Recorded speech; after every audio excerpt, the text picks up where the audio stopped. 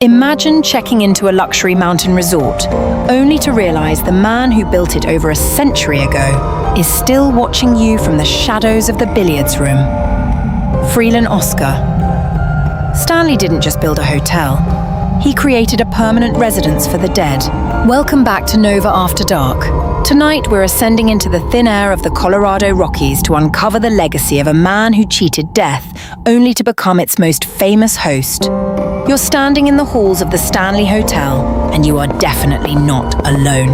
Footsteps echo in the dead of night. You are not alone in the Stanley. The shadows move with intent. They hunt the living.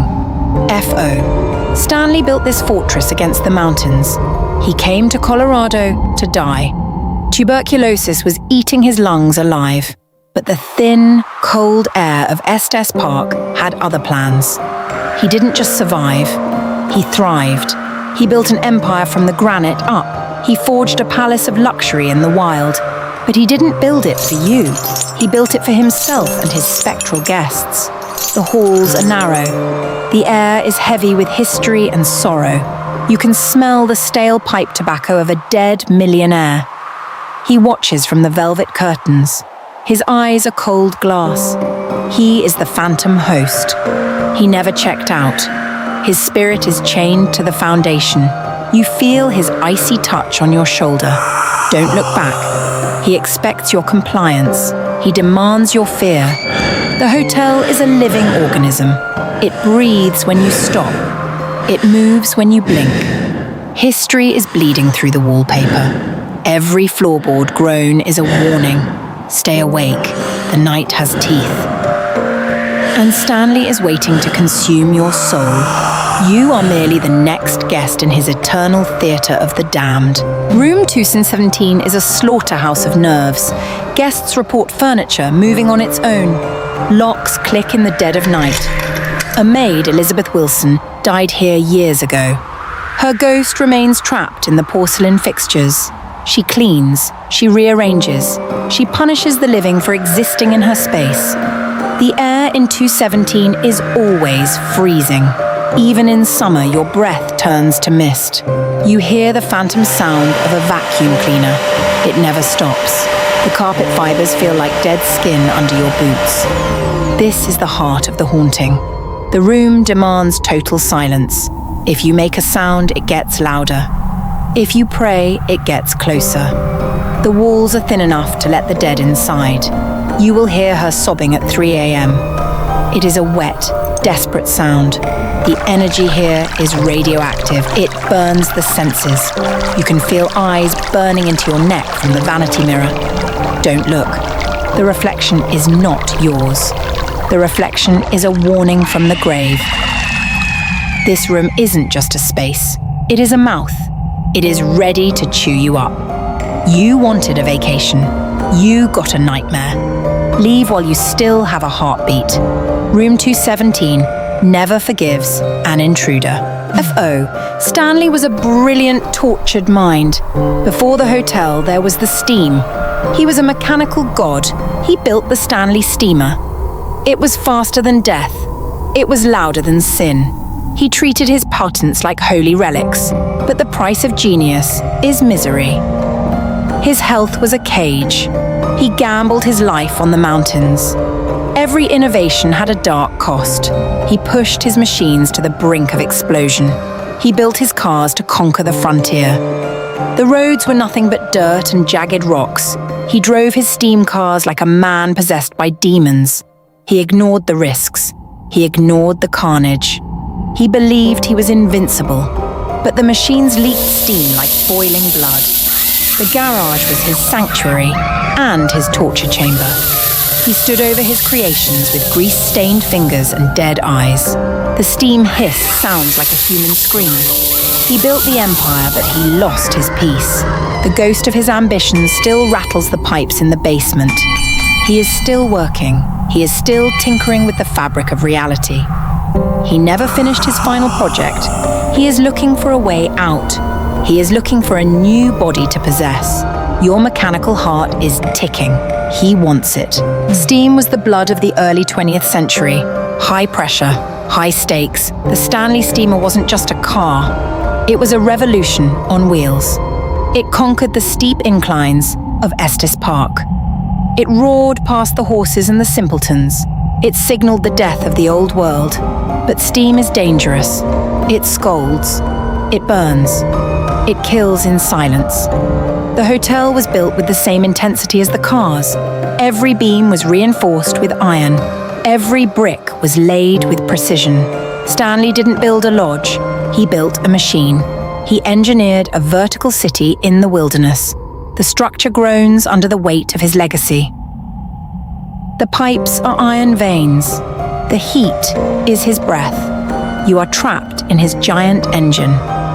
The hotel hums with kinetic energy that shouldn't exist.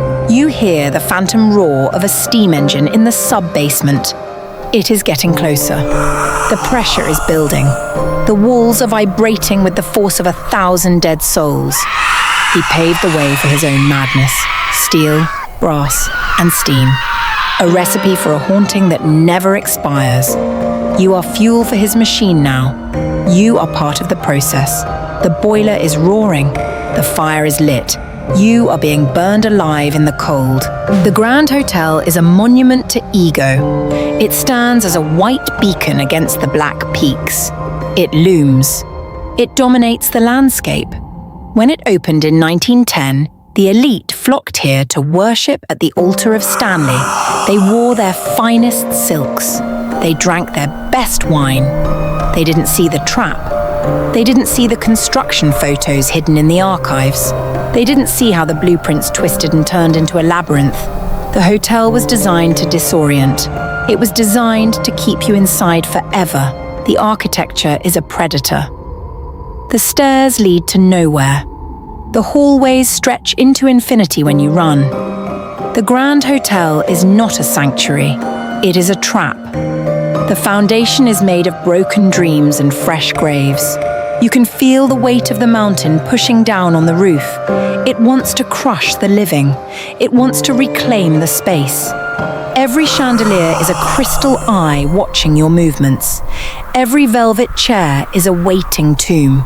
You are the guest of honor, and the feast is your sanity.